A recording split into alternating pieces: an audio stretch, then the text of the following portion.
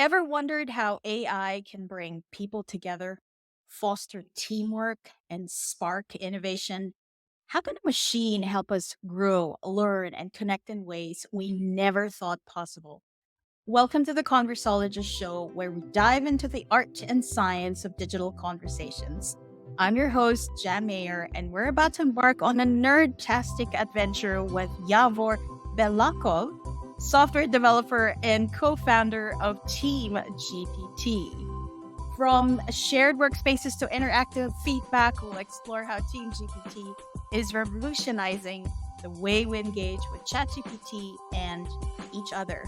And trust me, you want to stick around till the end, as I'll be sharing a special way you can experience collaboration and use this platform. So grab your virtual lab coats, fellow nerds, and let's get this conversation started. Hello, hello, and thank you for joining us from Bulgaria. How are you doing? Hey, hello, Jam. Thanks so much for the invite. I'm very happy to be a guest in your podcast, and thank you for the warm intro. Awesome. Now, we are both users of ChatGPT and 100 million other humans in the world and counting. So, would you say that it's part of your daily work? How often do you use it? Let's start there. Yeah, my main responsibilities are in the software development sphere. Everyone knows that ChatGPT is very good in coding. I would say that I use it on a daily basis, like maybe an hour or 2 hours a day. It comes in handy quite often. I think it's a There's very important tool to use when you're a software developer. That's awesome. I'm not a software developer, so I'm really, really curious to pick your brain. Now, look, let's set the scene here. You're working away with a team and using the ever popular, of course, ChatGPT. But I know we all experience challenges, right? And it seems like something is missing. So I'd really love you to share to our listeners about the story behind Team GPT and the challenges. Tell us more about that. Basically, me and my team, we were working on another project, and then ChatGPT came out, and we were like, this is a very revolutionary technology. We have to try it out, experience it, learn, or whatever. So we started playing around with it, and we started exchanging knowledge, experience, chats, everything related to this technology. And it was quite hard when we were like 5 people exchanging this information. It became very, very hard sending information and chats in groups. So we decided to build something for internal use where we could see each other's chats. And so we don't have to send screenshots, copy paste, which is very, very time wasting. Yeah, we were doing this when we were only two. It was okay. You can exchange information with another person. But then we become maybe 5 people doing this, and it was a complete mess. We just built an internal mini project that allowed us to see each other's chats. And this is the very first version of TeamGPT. It was for internal use. It wasn't meant to be a product. It turned out that is quite handy. So I was curious. You said screenshot. Can you imagine? So how much screenshots have you had before Team GPT actually was created? Do you use like Slack or do you upload it into G Drive? Give us more of a clearer picture of what was going on and those challenges in the team. We were using Slack, copy pasting screenshots all the time. It was a complete mess. The process was very bad.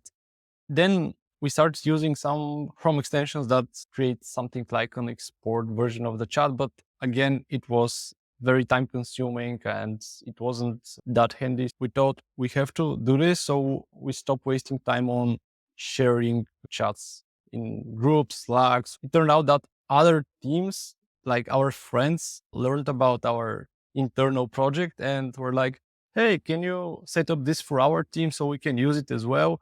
When this happened like 3 times, we're like, this has to be a product. This has potential. That's how products are born, as they say, right? You start with a challenge, or, well, I'm a marketer, so a pain point, and you've actually created a solution internally. It's similar to like Facebook, wasn't it? It was more internal. It started out internal and then universities. We all know the story, right? But no, that's an awesome journey. And definitely you have just started this journey. And how many users have you got now since you've launched? Yep, we launched on the 2nd of May, which is three months ago now. And we've got over 5,000 active users. We just got Wow. over 5K.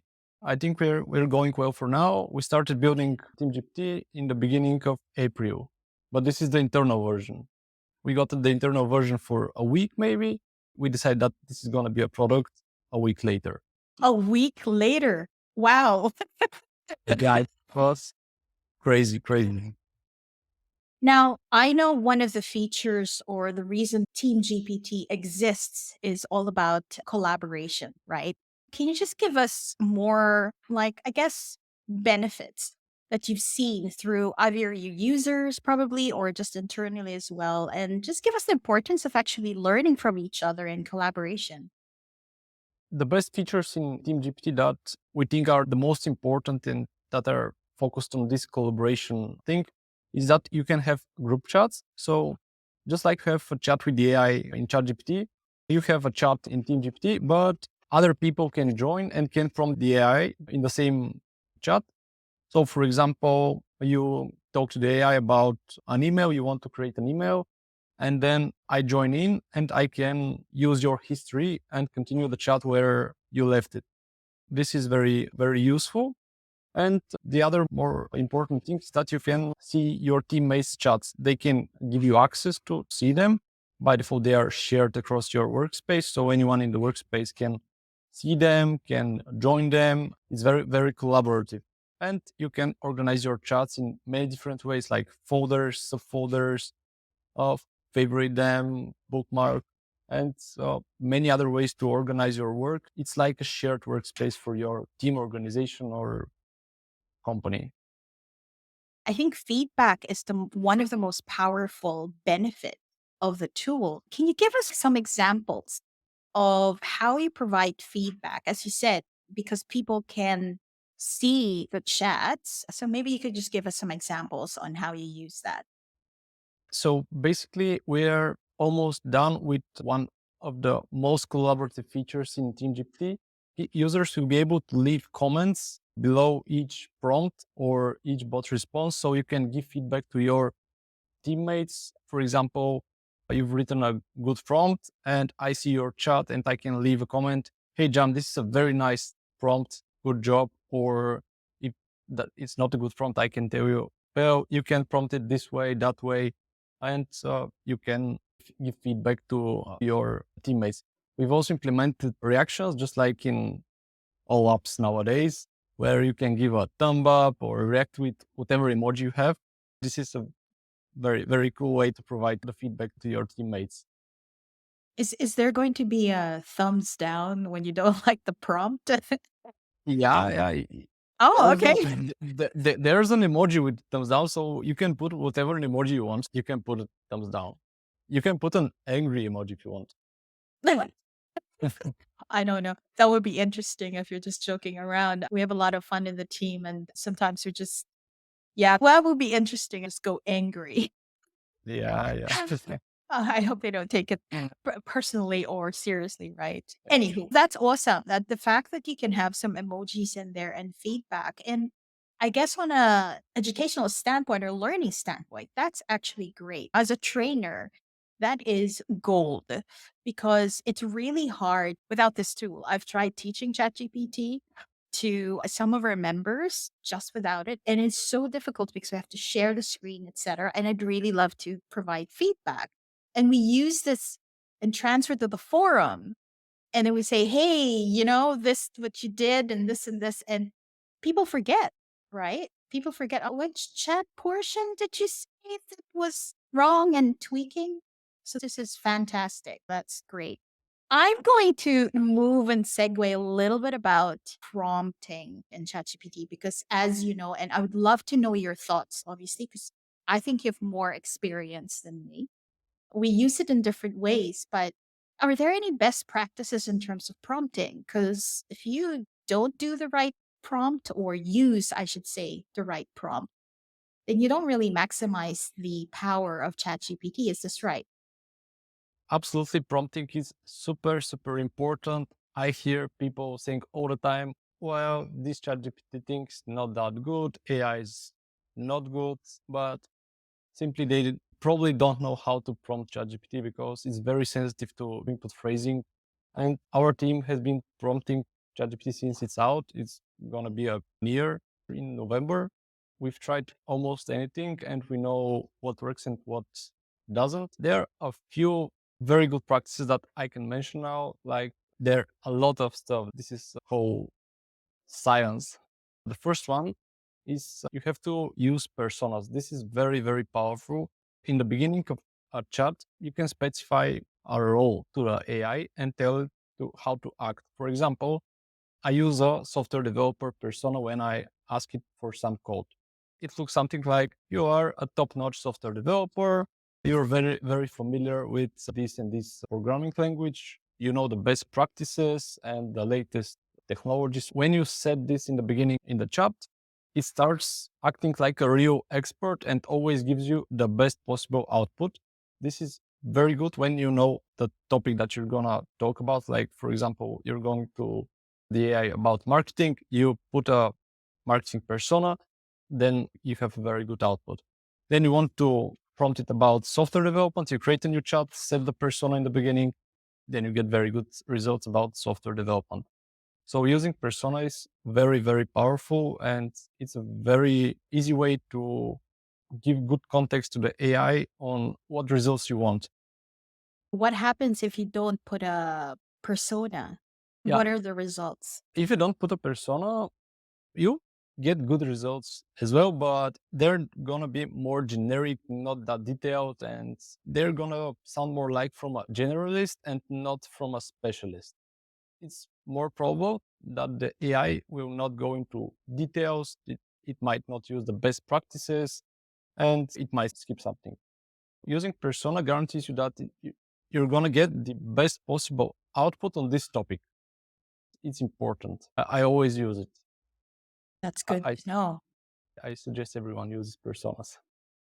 Another thing that I really like using is examples. When I want to get a specific output, I always provide examples. If I want to write an email and I know I have a previous email, for example, or something like this, I can paste the previous email. I tell the AI, this is an example email.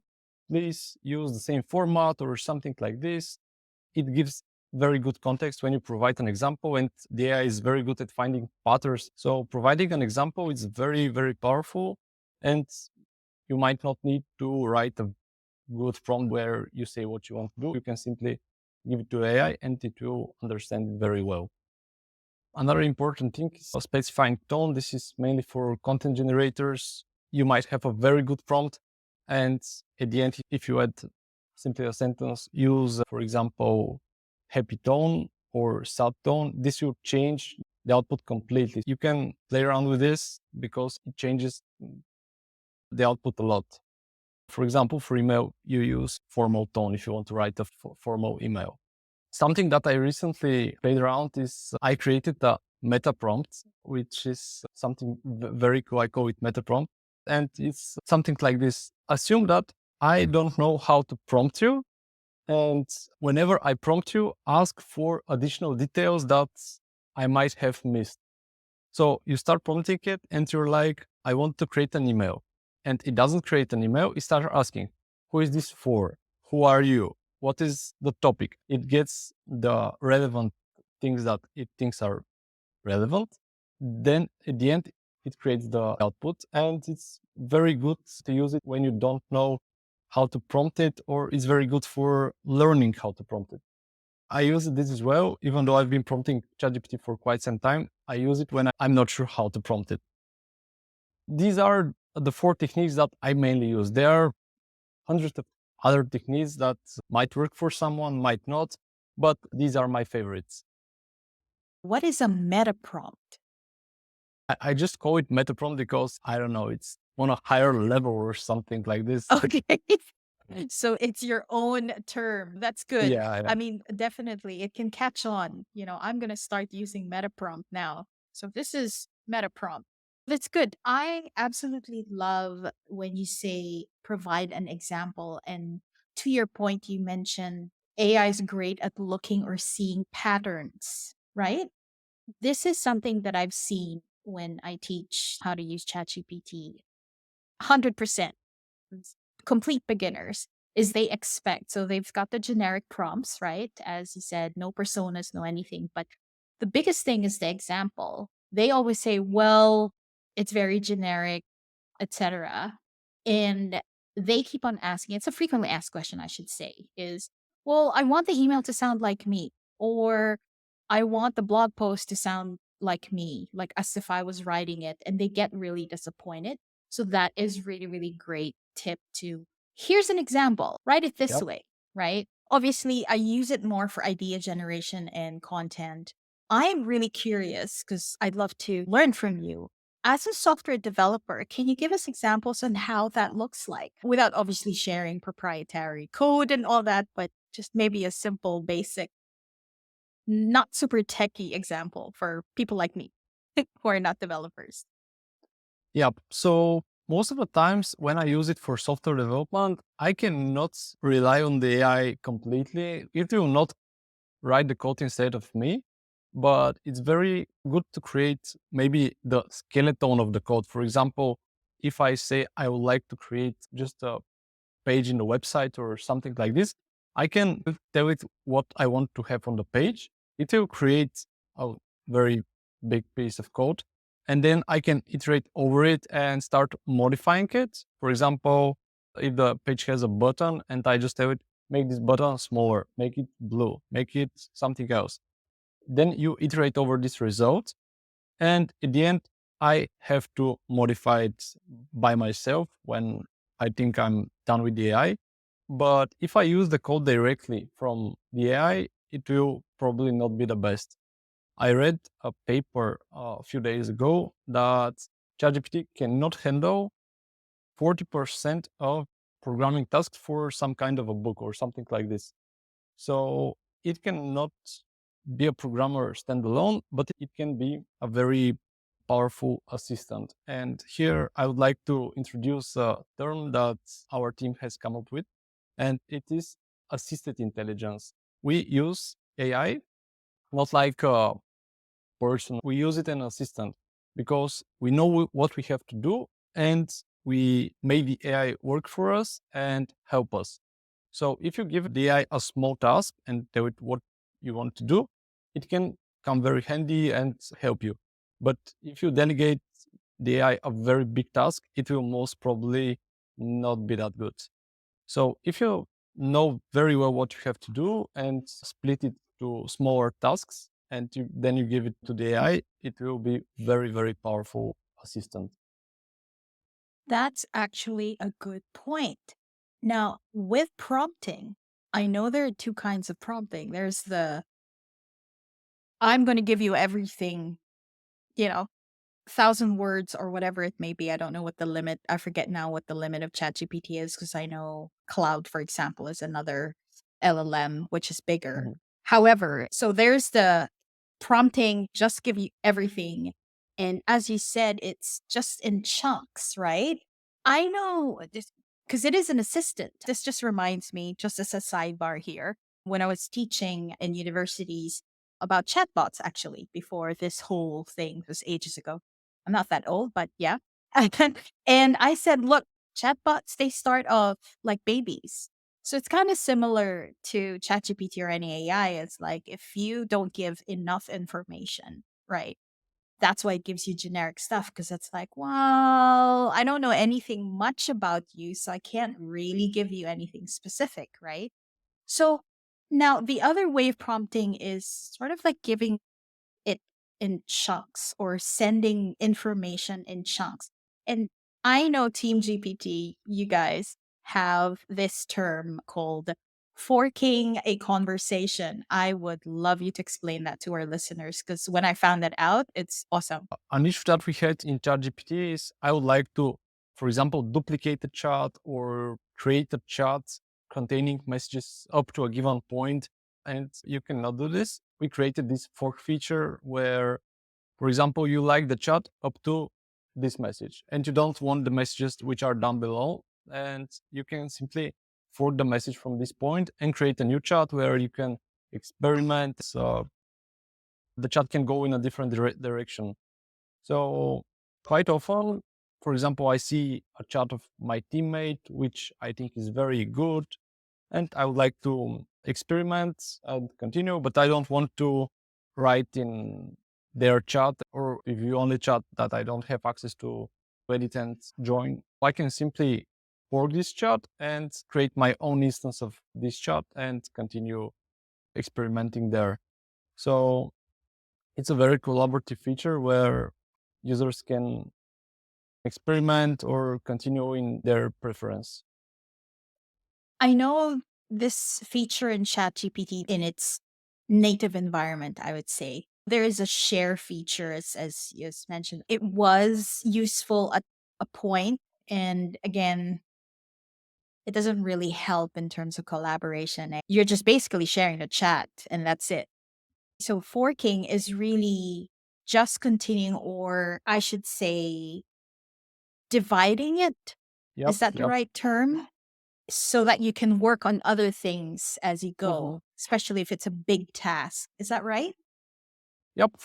For example, I have created a chat where I have given some good context about a marketing campaign, and then I have three marketing employees, and they can simply go to my chat and work the chat from a specific message where it already has some good marketing context, and then they can continue working on different tasks using the fork chat. It's a very collaborative feature. Have you seen, or can you give us some examples that some of your users have used forking or when they fork their conversations in different industries? Have you seen some that you could probably share? I think the most popular spheres where people adopt AI and Team-GPT especially are marketing agencies, software developers. We have now a lot of educators, academies, learning communities. People like you find us, and we'll be focusing a lot on learning and teaching and providing much more features to people that would like to educate, train, and this will be one of our main focuses in the next months. That's perfect. So I'm just going to share an experience because we've started using Team GPT in the lab. And one example in terms of dividing or forking the conversation is that, as you said, marketing campaign, and there's several channels. So first starting to create social posts. So copywriting, some social posts.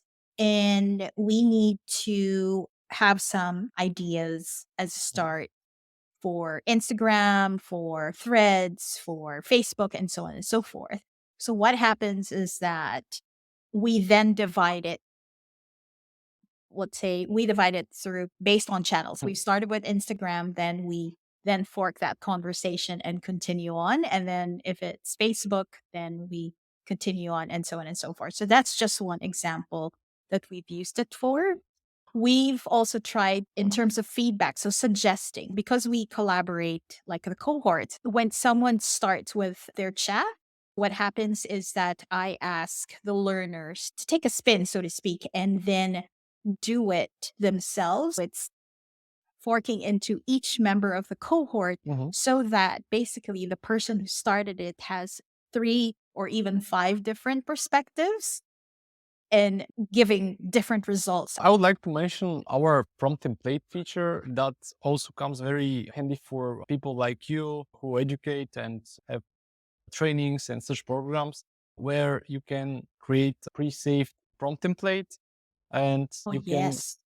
people can simply use a pre-saved template with just a click. They can create their own. We also have system prompts which our team has created. So people who educate can show their students how to create such prompts and give their good examples. Then the students can create their own, and the educators can review them, give feedback, and so on. So this is a very useful feature for educators.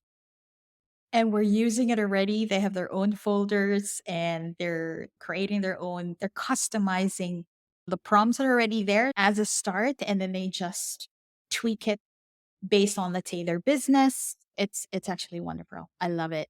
I love it. As Yavor has mentioned, I am an educator. I love to train, so it is perfect. And this is the reason why we're officially using Team-GPT in the Conversologist lab. We've been using it for a couple of weeks right now. We're really, really happy on what we see, and we're so excited to see the other features and updates as you go through your roadmap. So our members get to learn ChatGPT more effectively, and they collaborate during our Nerdgasm sessions. And so those listening, if you want to join the fun, then I would love it if you could just connect with me on LinkedIn or Threads. And I'll take you into the platform and I will show you how, not just to learn, but actually how to use it as well. And let's just take it for a spin.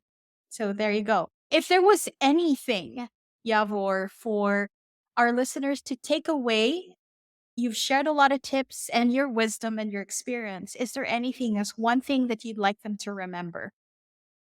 I would like to tell them that the fastest way to adopt these new technologies, and these technologies are the future, and we think it's very important people to know how to learn how to use these technologies and how to make them work for them.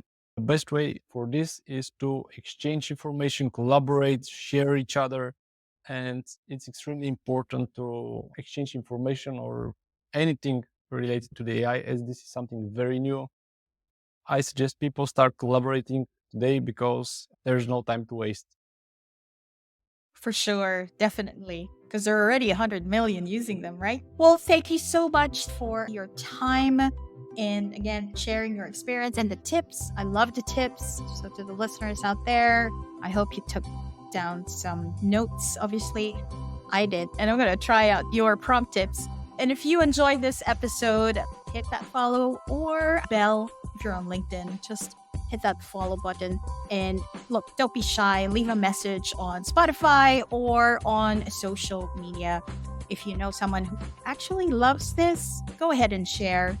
Thanks. And thanks for listening. And remember to keep the conversation going.